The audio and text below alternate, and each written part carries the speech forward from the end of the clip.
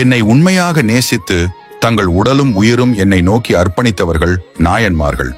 அவர்கள் வாழ்ந்த விதமே இறை பக்தியின் உன்னத வடிவம்.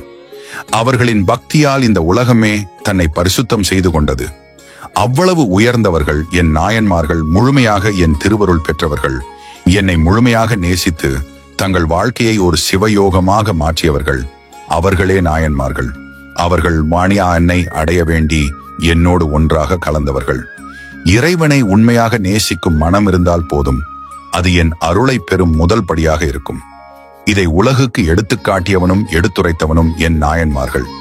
எதற்கும் தளராத மனமன் நாயன்மார்கள் எத்தனையோ சோதனைகளை சந்தித்தனர்.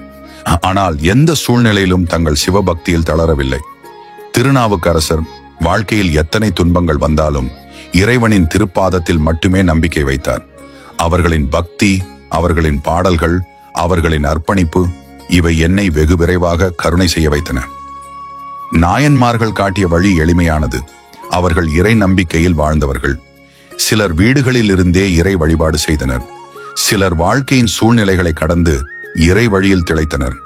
சிலர் தங்கள் உடல், உயிர், செல்வம் அனைத்தையும் ஈசனுக்காக அர்ப்பணித்தனர். என்னை அடைய செல்வமோ துறவரமோ செல்ல வேண்டிய அவசியமில்லை. பக்தியால், கருணையால், அன்பால் என்னை அடையலாம். இதை நாயன்மார்கள் நன்கு உணர்த்தினார்கள். மீபரணி தேவி என்னை வழிபட தன் தலைமுடியை தானாக அர்ப்பணித்தவள். கண்ணப்ப நாயனார் என் கண் காய்ந்த போது தன் கண்களையே எனக்கு அர்ப்பணித்தான். திருநீல கண்ட யாழ்ப்பாணர் தனது இசையில் சிவபக்தியை வெளிப்படுத்திய இசைஞானி. திருமூலர் இறைஞானத்தை திருமந்திரமாக வடிவமைத்த யோகி. இவர்கள் பெயர் என் திருமாலையில் புனிதமான மலர்களாயிருக்கும். சிவபக்தர்களை நேசிப்பது இறைவனை நேசிப்பதற்கு சமம்.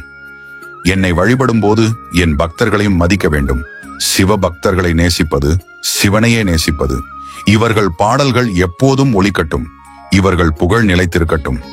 அவர்களின் பாடல்களை பாடும் ஒவ்வொருவரும் என் அருளை பெறுவர். அவர்களைப் போல் நடப்பவர்களும் என் அருகில்தான் இருப்பர். அவர்களின் புகழை இகழ்வோர் என்னை இகழ்வோரே ஆகிவிடுவர்.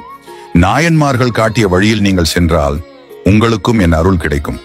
உங்களுக்கும் இறைநேசத்தின் உண்மை தரிசனமாகும். சிவபக்தர்களை நேசி நாயன்மார்கள் வாழ்ந்ததை உணர்ந்தால் உங்கள் வாழ்வும் சிவமயமாகிவிடும். ஓம் நம சிவாயம்.